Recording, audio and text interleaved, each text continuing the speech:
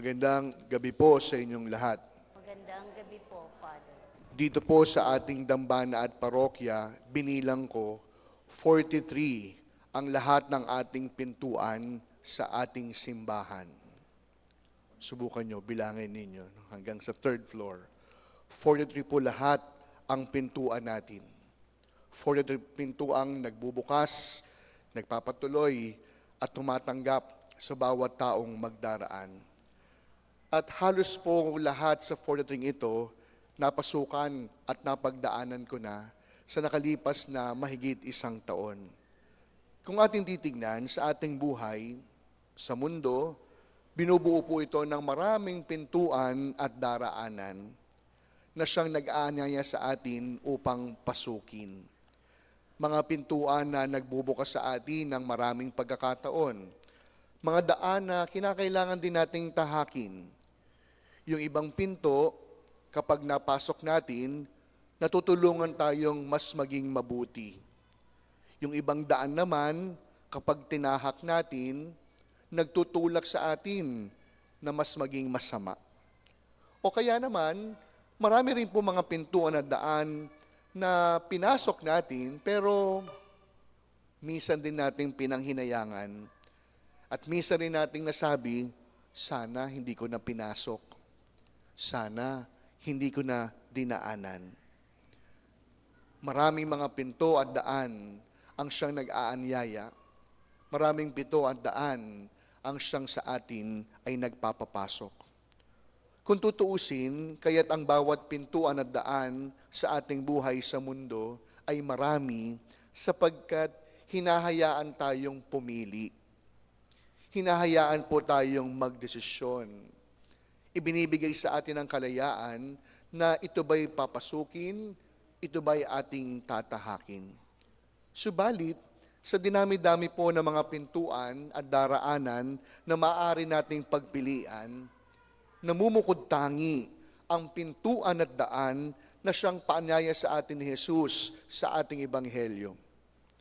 Kahapon, napakinggan natin si Jesus bilang ating mabuting pastol.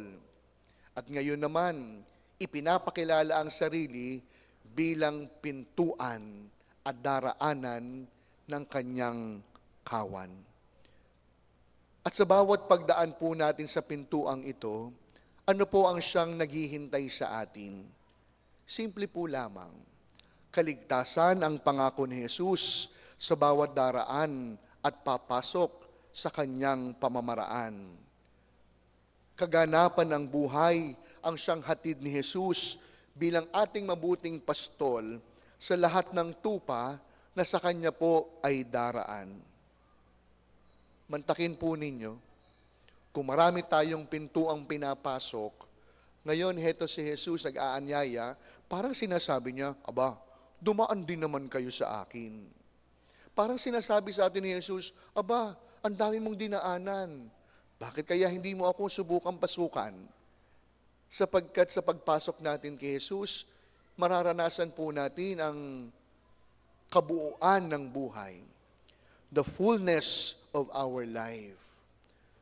At kapag sinabi po natin fullness of life, hindi po ito yung buhay na, wala nang hirap. Hindi po ito yung buhay na, yayaman ako. Hindi.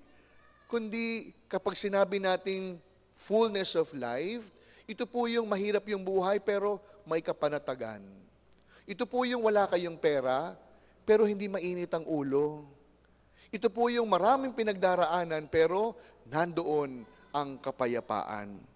Kaya nga po siguro ngayon, mga minamahal ko mga kapatid, isang tanong, sawa na po ba tayo sa ating buhay? Pagod na po ba tayo sa ating maraming paglalakbay?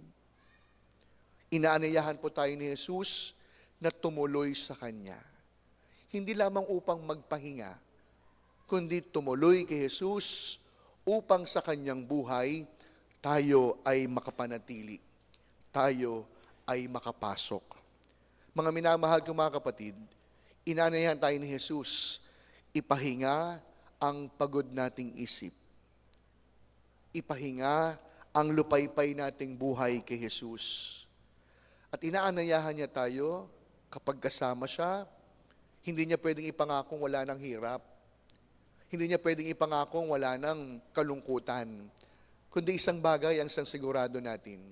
Kapag kasama natin si Jesus, makakamit natin ang kaganapan ng buhay. Kapag kapiling natin si Jesus, anumang pangamba, anumang kahirapan ang siyang ating haharapin, isang bagay ang mananatili, hindi tayo mag-iisa.